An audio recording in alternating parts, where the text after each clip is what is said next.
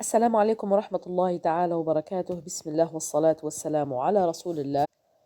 On continue, Inch'Allah, les cours de fiqh et aujourd'hui, on va savoir qu'est-ce que ça veut dire la vente. Et c'est quoi la vente en islam? C'est tout l'argent qui a une relation avec le marché, qu'il s'agisse d'achat ou de vente, et il s'effectue entre deux parties, entre lesquelles l'échange a lieu. Il peut être verbal, avec une offre et une acceptation, ou réel, comme le paiement du vendeur. Marchandise et l'acheteur lui paient son prix sans prononcer un mot.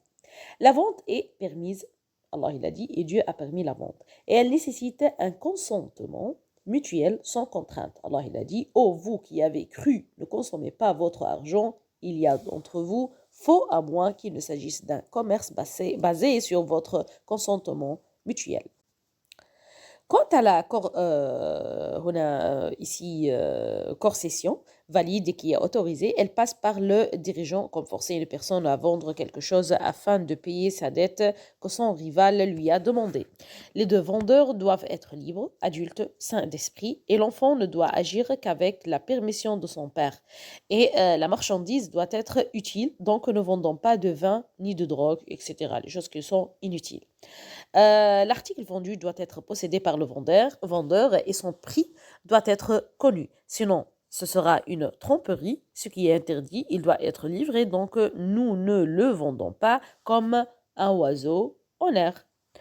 Il n'est pas permis à un musulman de vendre à son frère, surtout si l'affaire est conclue et que la vente est terminée et qu'un autre vient lui dire ah, je te vendrai un article similaire à un prix inférieur à celui-ci. Et cela est interdit et haram. Il n'est pas permis de vendre du l'ayna, c'est-à-dire lorsque personne ici le vend à un prix différé pendant un an, par exemple, puis lui rachète à un prix inférieur. Ça se fait pas et ça marche pas. Quant aux ventes de at-tawarruq, il est permis d'acheter un produit à une personne pour une période déterminée et de le vendre ou revendre ensuite à une autre personne dans l'intention d'obtenir des liquidités et sans collusion avec le premier vendeur. Il n'est pas permis de vendre des fruits avant qu'ils sont mûrs et il n'est pas permis de pratiquer le najash, c'est-à-dire le fait d'augmenter le prix d'un produit proposé à la vente alors qu'il ne veut pas l'acheter, mais plutôt tromper les autres avec. La personne a le droit d'annuler la vente, de restituer l'article et de récupérer ce qu'elle a ou ce qu'il a payé si il se rend compte qu'il y a un défaut dans l'article. L'acheteur peut également annuler le contrat s'il se rend compte que l'article coûte le double de son prix. C'est ce qu'on appelle la fraude. Tout comme la fraude, comme l'achat d'un produit portant la marque d'une célèbre entreprise internationale. Mais ce n'est pas vrai et le contrat peut être annulé et ce qui a été payé, pris. Il est souhaitable d'annuler la vente, ce qui revient au vendeur à annuler le contrat s'il constate que l'acheteur regrette cette vente. Il est souhaitable de témoigner du contrat de vente comme garantie supplémentaire et preuve du droit.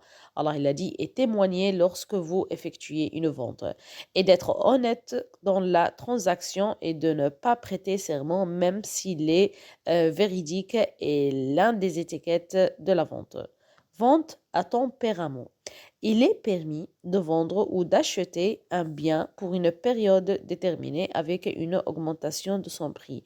Il ne s'agit pas d'un prêt car le commerçant a accepté de le reporter afin de bénéficier de l'augmentation et l'acheteur est satisfait de l'achat parce qu'il n'a pas pu livrer le prix à temps. Tous deux ont tiré profit de cette transaction et la propriété est entièrement transférée à l'acheteur. Même s'il reste responsable du reste du prix, il a le droit d'en disposer, mais il continue à payer sa dette. Toutefois, si l'acheteur tarde à payer les acomptes au-delà de son échéance, il n'est pas permis de l'obliger à faire autre chose que la dette, car cette usure est interdite. C'est riba. On a la location. On s'appelle ça en arabe al-ijara. C'est une compensation en échange d'un travail. C'est une sorte de vente et cela inclut le propriétaire et le locataire. Et cela présente de nombreux intérêts pour les gens car tout le monde ne peut pas tout faire lui-même. Il doit donc embaucher un travailleur ou quelque chose d'autre pour répondre à ses besoins. Et le bénéfice et le loyer doivent être connus afin que l'ignorance et la tromperie en soient éloignées. Et il n'est pas permis de louer pour un bénéfice interdit tel que la magie, l'alcool. Au contraire, cela doit être pour un bénéfice permis. Allah il a dit, coopérer à la justice et à la pitié, mais ne pas coopérer au péché et à la transgression. Et la période de location doit être connue, sans tromperie, et il doit s'agir de la location de choses tangibles, comme voiture, maison, l'équipement, une ferme, ou la location de personnes comme le constructeur, le peintre, l'ingénieur, médecin, et ainsi de suite. Et l'employé doit recevoir son plein salaire à la fin de son travail. Le prophète Mohammed sallallahu alayhi wa sallam a dit remettre à l'employé son salaire avant que sa sueur ne sèche. Les principes interdits dans la section sur les transactions usure, Allah il a dit ô vous qui avez cru, craignez Dieu et abandonnez ce qui reste de l'usure si vous êtes croyants. Mais si vous ne le faites pas, alors tenez compte de la guerre de la part de Dieu et de son messager. En arabe, on dit Ya ayyuha alladhina amanu attaqullaha wa dharu ma baqiya min ar-riba in kuntum mu'minin fa in lam taf'alu fa'dhanu bi harbin, guerre min Allahi wa rasulih. Et l'usure, al-riba, est l'augmentation de choses spécifiques. Elle est interdite. Allah il a dit, et Dieu a rendu le commerce licite et a interdit l'usure. Wa ahallallahu al-bay'a wa harrama al-riba. Dieu aussi c'est une parole de Dieu, a éradiqué l'usure et a promu la charité. Yamhaqullahu al-riba wa yurbi sadaqat. Son interdiction est due à de nombreuses raisons, telles que le fait de nuire aux pauvres et aux nécessiteux, le doublement de leurs dettes lorsqu'ils sont incapables de les payer, le fondement des mœurs, le manque de coopération. On a aussi la paresse, la léthargie, la consommation illégale de l'argent des gens et la hausse des prix pour couvrir leurs besoins. Les coûts de production élevés dus à l'usure et la baisse du pouvoir d'achat entre les mains des gens. Plus les flux de trésorerie augmentent grâce aux prêts, plus le pouvoir d'achat diminue, car vendre de l'argent contre du cash est la solution idéale ici aux crises économiques dans le monde entier. Usure de la dette, ici on a riba ad-duyun, comme pour le prêt. Si une personne n'est pas en mesure de payer sa dette, le créancier, qu'il s'agisse d'une personne physique ou d'une banque, augmente le délai en échange de l'augmentation de la valeur de la dette du débiteur. C'est le type d'usure le plus dangereux et le plus interdit. Il y a une augmentation conditionnelle du principal du prêt, c'est-à-dire lorsqu'une personne prête une somme d'argent à une autre personne et que le prêteur stipule que l'emprunteur doit restituer le montant accompagné d'une augmentation. Ce type est appelé usure des prêts, ou riba al-qurud. Usure des ventes, riba al-buyur. Or, argent, billets de banque et économie comme les dates, le sel, le blé, l'orge, le riz, les épices et les lentilles. Nous parlerons ici de l'espèce, c'est-à-dire de l'or pour l'or, soit 100 grammes pour 100 grammes, et le reçu lors de la séance du contrat sans différenciation, c'est-à-dire pas d'augmentation du prix lors de la vente. Il est interdit de vendre 100 grammes d'argent pour 150 grammes d'argent.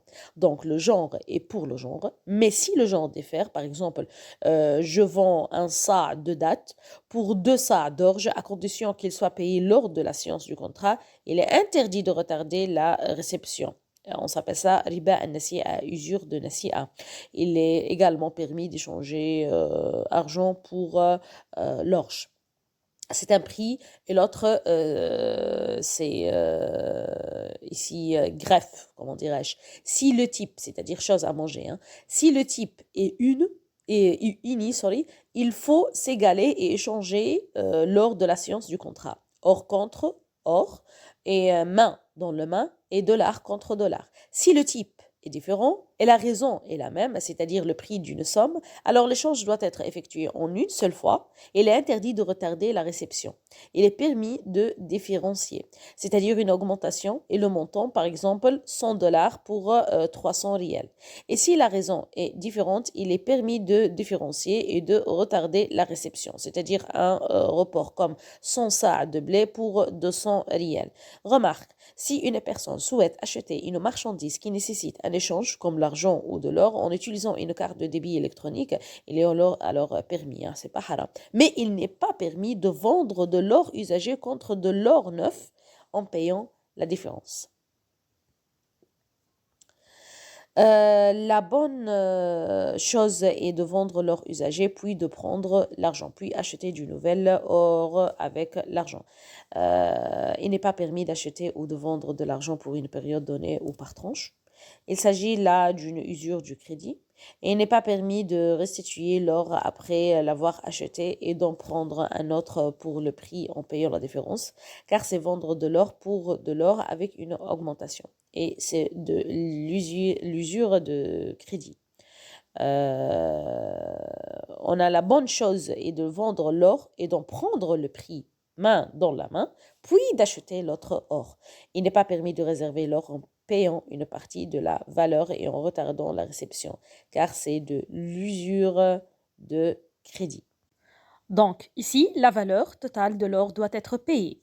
On va parler maintenant de l'échange. Il s'agit de la vente d'argent contre l'argent, que le type soit identique ou différent, comme l'or, l'argent et les billets de banque.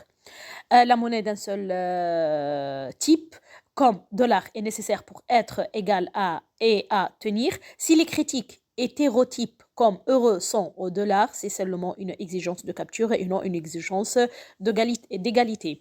En vendant, nous devons éviter la tricherie comme un défaut de marchandise et la triche dans l'équilibre, les bâtiments, les routes et les ponts. Maintenant, on va parler des actions. La participation de l'actionnaire dans le capital d'une société telle que les sociétés agricoles et industrielles, exemple de transactions commerciales prohibées ou interdites, pourvu que le vendeur soit propriétaire des actions et que la société ne fasse pas de transactions interdites comme l'alcool ou la fumée. Il s'agit d'une vente et d'un achat qui ne peut être de plus. Leurs transactions sont mixtes, comme la prise d'avantages pastoraux ou l'empreinte d'intérêt, car lorsque le halal et le haram se rencontrent, c'est le côté tabou qui prévaut. On a l'obligation, on peut dire sanadat, ici c'est un engagement écrit de la banque ou de la société dans lequel l'entreprise paie un montant d'intérêt spécifique contre ce que le client paie à la banque ou à la société, qui est haram parce qu'il s'agit d'un prêt pastoral. L'action est une participation dans la société. La société est accompagnée d'un associé qui gagne et perd avec elle. L'obligation est présente une dette envers la société. On va parler maintenant de la carte crédit.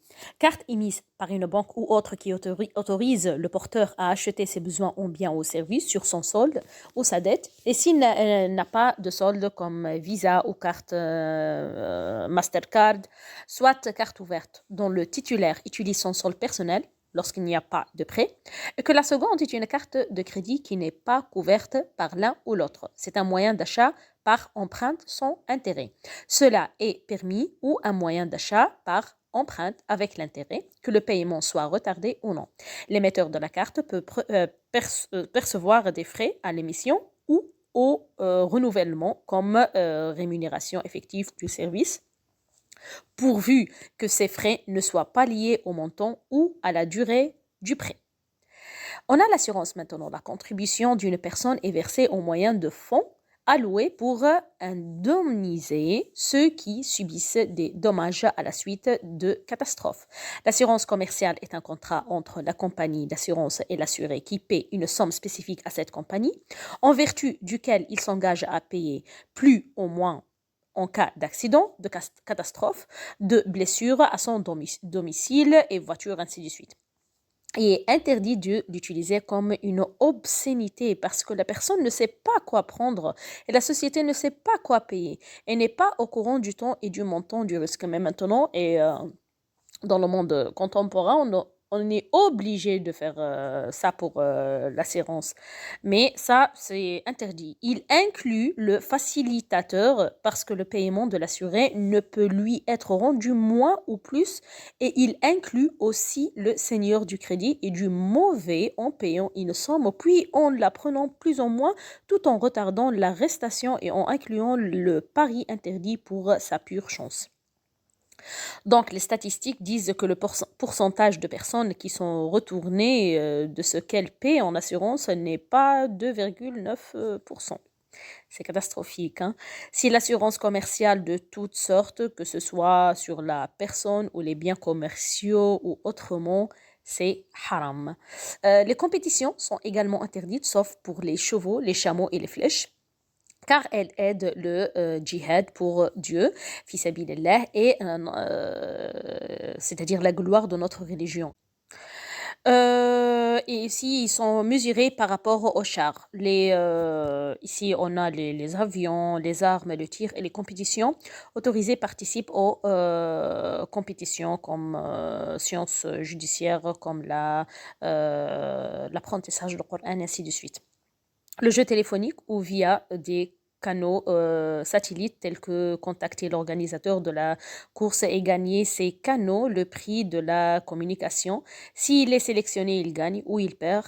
Ceci est également al-maïsar, c'est l'auto par la loterie, qui est l'achat de billets bon marché pour gagner de grosses sommes d'argent par tirage au sort. Cela est également al-maïsar, c'est la loto, ainsi ou al-qimar, ainsi que le marketing en ligne hiérarchique qui exige le paiement d'une somme d'argent pour entrer dans ce processus et puis peut gagner ou perdre tout cela qui mange l'argent des gens faussement. Allah il a dit, et ne mangez pas votre argent entre vous faussement. هذا والله أعلم سبحانك اللهم وبحمدك أشهد أن لا إله إلا أنت أستغفرك وأتوب إليك السلام عليكم ورحمة الله تعالى وبركاته